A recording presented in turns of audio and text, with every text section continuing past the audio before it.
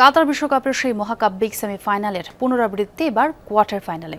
সেমিফাইনালে ওঠার লড়াইয়ে মুখোমুখি হচ্ছে দুর্দান্ত ফর্মে থাকা ফ্রান্স ও মরক্কো। তবে মাঠের লড়াইয়ের আগেই কিলিয়ান এমবাপ্পেকে নিয়ে প্যারাগুয়ের এক সিনেটরের বর্ণবাদী মন্তব্য উত্তাপ ছড়াচ্ছে ফরাসি শিবিরে।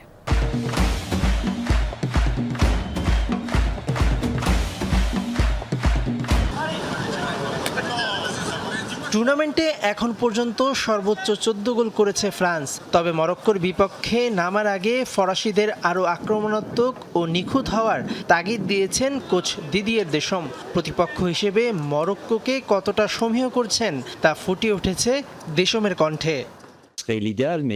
মরক্কোর প্রোফাইল কিন্তু প্যারাগুয়ের মতো নয়। 4 বছর আগে দোহায় সেমিফাইনালে খেলার পর তারা নিজেদের আরও উঁচুতে নিয়ে গেছে। দলটিতে বিশ্বমানের খেলোয়াড় আছে, তারা আক্রমণাত্মক খেলতে পছন্দ করে। তাই এই ম্যাচটি জিততে হলে আমাদের সেরা পারফরমেন্সটাই করতে হবে।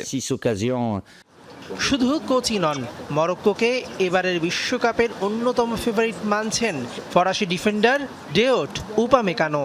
মাঠের লড়াইয়ে নিজেদের সর্বোচ্চ সতর্ক থাকার বিকল্প দেখছেন না তিনি। মরক্কো সত্যি অসাধারণ একটি দল। বর্তমানে তারা বিশ্ব র্যাঙ্কিং এর 6-এ আছে। কাতার বিশ্বকাপের পর তারা আরো অনেক উন্নতি করেছে। তাদের প্রায় সব ফুটবলারই বিশ্বের বড় বড় ক্লাবে খেলে। আমরা তাদের খুব ভালো করেই চিনি এবং সেভাবেই বিশ্লেষণের মাধ্যমে নিজেদের প্রস্তুত করছি।